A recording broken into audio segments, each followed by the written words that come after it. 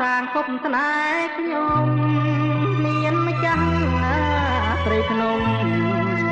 ជួយជីសាងใจលោកដឹងរឿងពិតថាស្នេហ៍ភក្តីជាកម្មអប្រ័យឲ្យព្រាត់គ្នាបានអូនចាំបានទេកាលនៅក្នុងវត្តទៀងអូនស្បែកស្បត់សុំស្នេហ៍សុខសាន្តទូលបដូរស្មោះស្ម័គ្រស្នេហ៍ទាំងពីរប្រាណមិនគួរកលយ៉ាអូនប្រា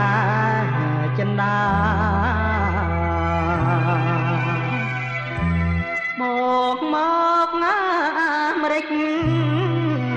មិនភ្លេចទេបើចិន្តាបងនៅគួចនឹកពុំងារ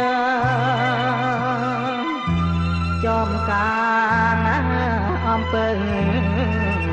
យើងធ្លាប់ជួបគ្នារួមរាក់ស្នេហាបងនឹងស្រស់ស្រីស្ដាយប៉ុនលោកស្នេហ៍បងខំថាហេដាំមិនហ៊ានណា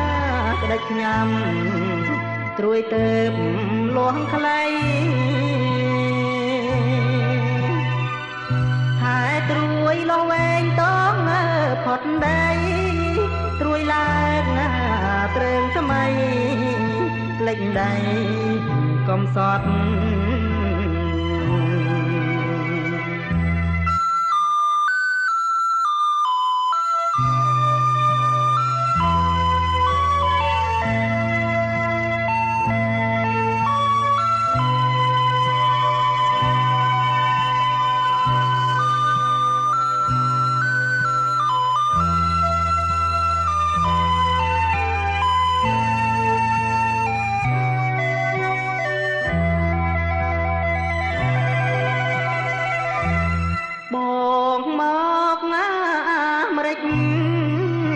មិនភ្លេចទេបើ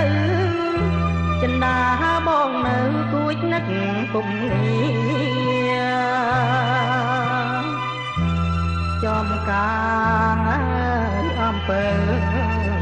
យើងធ្លាប់ជួបគ្នារួមរាំងស្នេហាបងនឹងស្រស់ស្រីស្ដាយប៉ុនលោកស្នេហ៍បងខំថាហេដាំមិនហ៊ានណាក្តិចញ៉ាំត្រួយទៅលួងខ្លីហើយត្រួយលោះវែងតងផុតដីត្រួយឡើងត្រឹងថ្មីលេចដីកំសត់